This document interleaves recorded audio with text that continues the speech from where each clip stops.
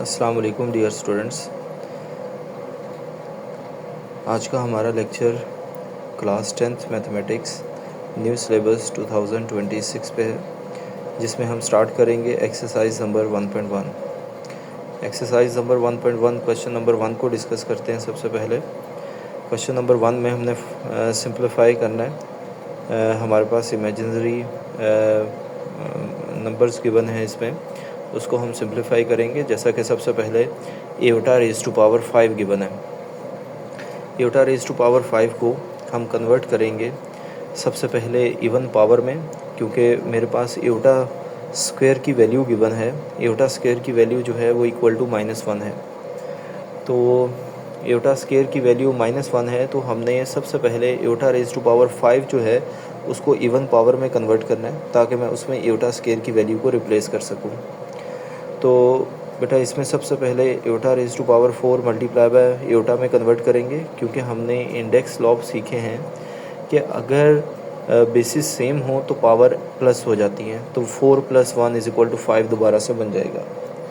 तो एटा raise to power 4 को मैं कन्वर्ट करूँगा एटा स्क्वायर में।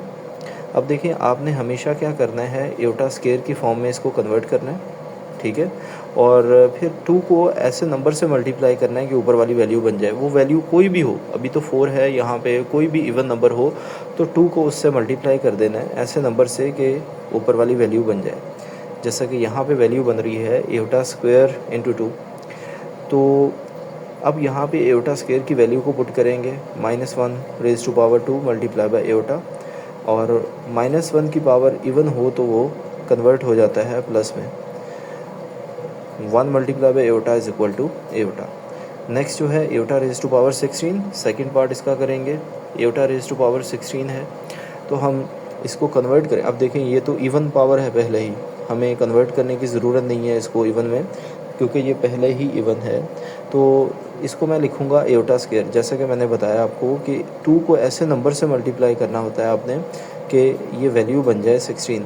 2 को मल्टीप्लाई करेंगे 8 से, 8 2 ज़ा 16, और फिर इसके बाद एटा स्क्वायर की वैल्यू को पुट करते हैं। एटा स्क्वायर = होता है -1।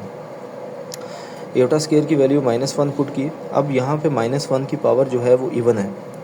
अगर माइनस की पावर इवन हो तो वो माइनस प्लस में कन्वर्ट हो जाता है। नेक्स्ट जो है बेटा, इसमें थर्ड पार्ट करेंगे। थर्ड पार्ट है एटा रेज़ टू पावर -19। सबसे पहले तो -19 यानी कि जो पावर है दोनों पे अप्लाई करेंगे, माइनस के ऊपर भी और एटा के ऊपर भी। माइनस के ऊपर जब ऑड पावर अप्लाई होती है, माइनस एज इट इज़ रहता है।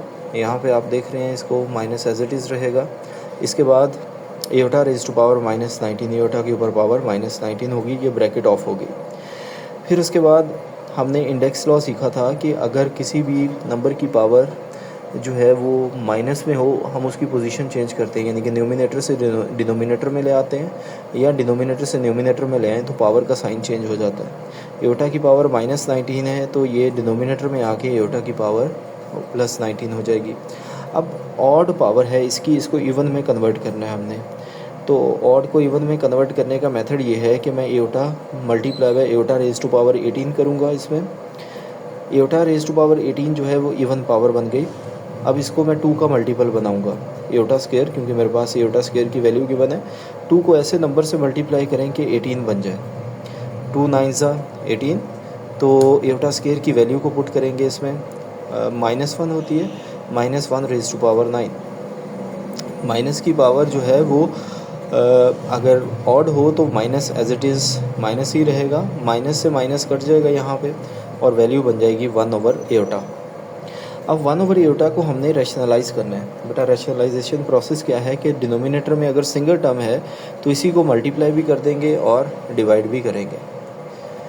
मल्टीप्लाई भी किया और डिवाइड भी किया, न्यूमिनेटर से मल्टीप्लाई हो जाएगा और डिनोमिनेटर से।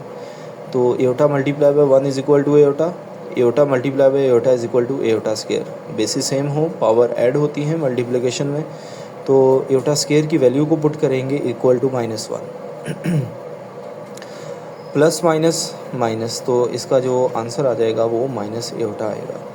नेक्स्ट जो हम करेंगे इसमें क्वेश्चन नंबर 1 का fourth part, 27 Etah raise to power -26।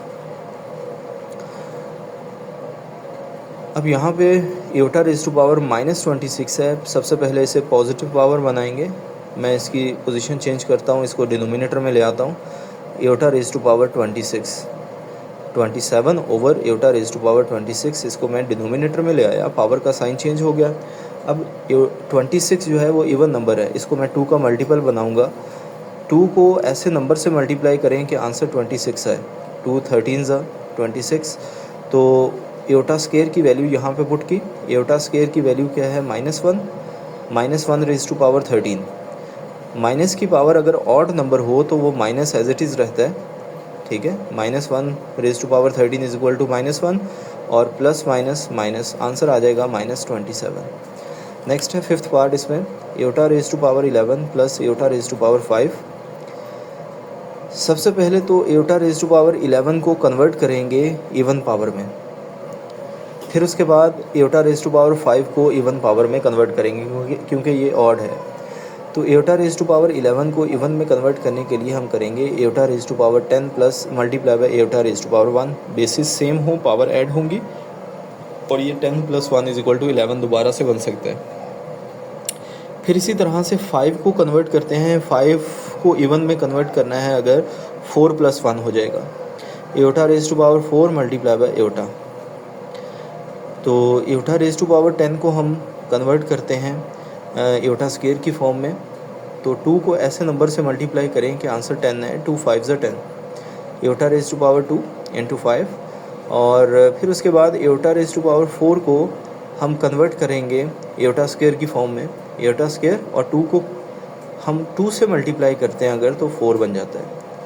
तो एयोटा स्केयर की वैल्यू को पुट करेंगे। Iota square is equal to -1 raise to power 5 multiply by iota plus -1 raise to power 2, क्योंकि एयोटा स्केयर की वैल्यू -1 पुट की, -1 raise to power 2 multiply by aorta.